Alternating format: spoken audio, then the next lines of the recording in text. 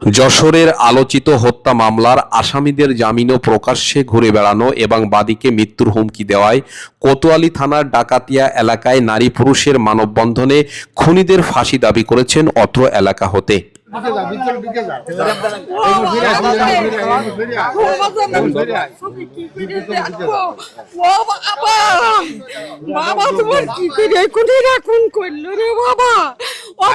এখন আমার হুমকি টুমকি দিচ্ছে বাবা, আমি নিরাপদে নেই বাবা। ও বাবা, এই শিশু বাবা, ওরা ব্যবসার থেকে শুরু করে বাজান কোনো তো বেশি ভাব নেই বাজান। ও বাজান, ওদের কোটে কোনো বিচার হচ্ছে না। ওরা সব কটা কিভাবে কোর্ট কাছারি জামিন দেয় বাবা, কিভাবে দেয়?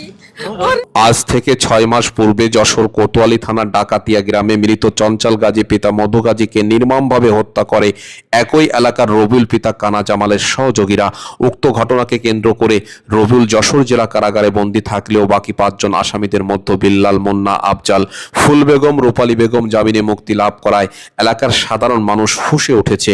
আইন এত বড় অপরাধীদেরকে কেন জামিন দিয়েছে, এমন প্রশ্নে সকলের মনে ঘৃণা জমেছে। কেন আইন এত বড় অপরাধীদেরকে জামিন দিল?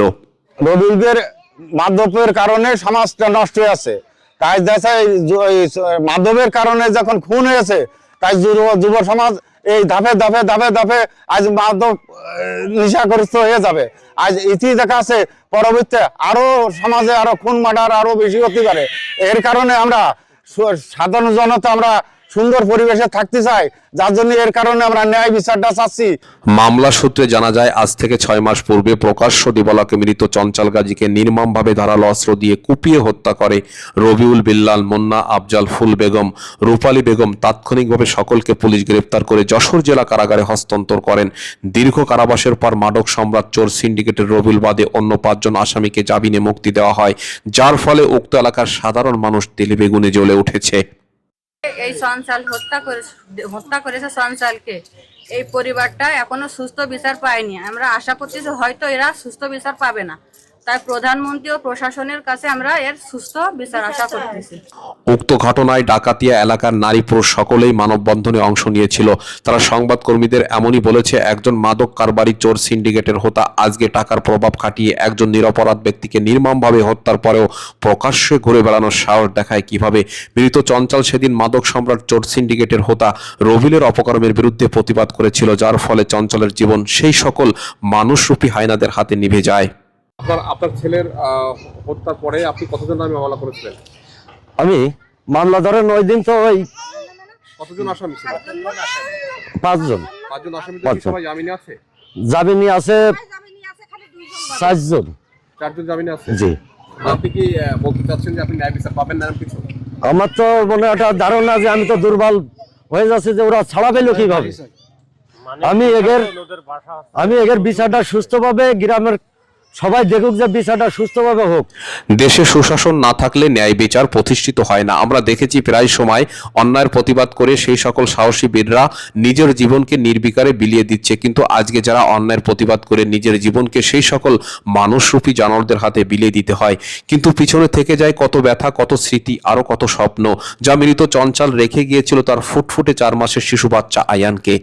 মোহাম্মদ মেহেদী হাসান, আমি কাশিমপুর ইউনিয়ন ছাত্র দলের সাবেক সেক্রেটারি, একজন ছাত্র নেতা হিসেবে, যশোর জেলা ছাত্র দলের একজন নেতা হিসেবে আমি বলতে চাই, এই মাদক সিন্ডিকেট, এই চোর সিন্ডিকেট রবিউলদের জন্য সঠিক বিচার হয়। এই জন্য আমি মাননীয় প্রধানমন্ত্রী তারেক রহমান এবং আমাদের স্থানীয় নেতা, আমাদের প্রিয় অভিভাবক আলহাজ অনিন্দ্য ইসলাম অমিত ভাইয়ের দৃষ্টি আকর্ষণ করছি, যাতে এই কানা জামাল এবং চোর রবিউলের যাতে সঠিক বিচার হয়।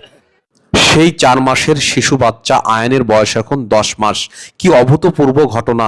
ছেলেটি কিছু বোঝার আগেই জন্মদাতা পিতা এই পৃথিবী থেকে হারিয়ে গেল। 10 মাসের আয়ান কিছু বোঝার পূর্বেই তার পিতা চঞ্চল চিরতরে বিদায় নিয়েছে। আয়ানের প্রশ্ন, এমন যদি হয় আমার পিতাকে কেন হত্যা করা হয়েছিল?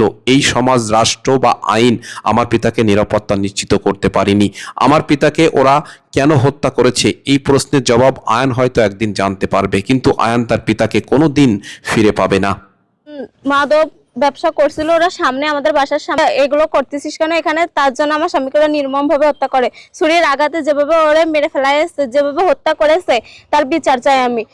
আর হয়তোবা কেউ এই সমাজে চঞ্চলের মতো অন্যায়ের প্রতিবাদ করবে না। অন্যায়ের প্রতিবাদ করলেই যদি নৃশংস নির্দয় হত্যার শিকার হতে হয়, তাহলে আমরা আর প্রতিবাদ করতে চাই না। কেন প্রতিবাদ করব? প্রতিবাদ করলে তো স্ত্রী স্বামীকে হারায়, মা ছেলেকে হারায়, পিতা সন্তানকে হারায়, এবং একটি পরিবারে স্বজন হারানোর ব্যথা চিরকাল বয়ে নিতে হয়।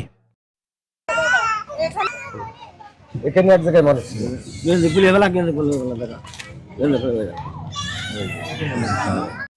উক্ত ঘটনায় যশোর কোতোয়ালি থানাতে 6 জনকে আসামি করে একটি হত্যা মামলা রুজু করে মৃত চঞ্চলের মা হাসিনা বেগম বাদী হয়ে, যার মামলা নং 849। কিন্তু ভুক্তভোগী পরিবার আশঙ্কা করছে তার ছেলে চঞ্চল হত্যার বিচার আদৌ হবে কিনা, বিচার হলে ন্যায় বিচার পাবে কিনা। এমন প্রশ্নে চঞ্চলের পরিবার সংবাদকর্মীদেরকে জানায়, চোর সিন্ডিকেটের হত্যা রবিউল কালো টাকার জোরে আমার ছেলে চঞ্চল হত্যার বিচার চিরতরে মুছে দিতে চায়। আমি জানতে পারলাম যে রবল 15 লাখ টাকা দিয়ে প্রশাসনকে ও জামিন হয়ে আসে, ধামাচাপা দিচ্ছে। কেন? বাংলাদেশে কি কোনো বিচারই নেই? বাংলাদেশে কি কোনো আইন নেই? আইন নেই, এর আগে ছিল না, এখন তো আইন আছে। কেন আমি মা হয়ে আমি জর্জরিত হব? আমার সন্তানকে কেন এইভাবে তারা দিবালোকে মারলো? আমি এর বিচার চাই, আমি সঠিক বিচার চাই। আমি যশোর কোতোয়ালি থানার ডাকাতিয়া গ্রামের 29 বছরের চঞ্চল গাজী পিতা মধু গাজীকে নির্মমভাবে হত্যা করায় উক্ত এলাকা কেঁপে উঠেছিল, কেঁদেছিল হাজারো মানুষ। কারণ 29 বছরের যুবক চঞ্চল গাজী স্থানীয় চোর সিন্ডিকেটের হোতা রবিউল পিতা কানা জামালের বিরুদ্ধে মাদক ও অন্যায়ের প্রতিবাদ করায় চঞ্চল সহ তার পিতা মাতার ভাইয়ের উপর নির্মমভাবে পাশবিক অত্যাচার চালায় মাদক সম্রাট রবিউল ও তার সহযোগীরা। আমি আদালতে নিতে চাই। এই মামলাটি আপনি দ্রুত বিচার ট্রাইব্যুনালে নিতে চাচ্ছেন? দ্রুত বিচার চাই আমি। কেন চাচ্ছেন? কারণ আমি 6 মাস হয়ে গেছে আমি এ পর্যন্ত তারা যাবেনি, আইসে ঘুরে বেড়াচ্ছে, তাহলে পুরো শোষণ এটা কি দেখলো?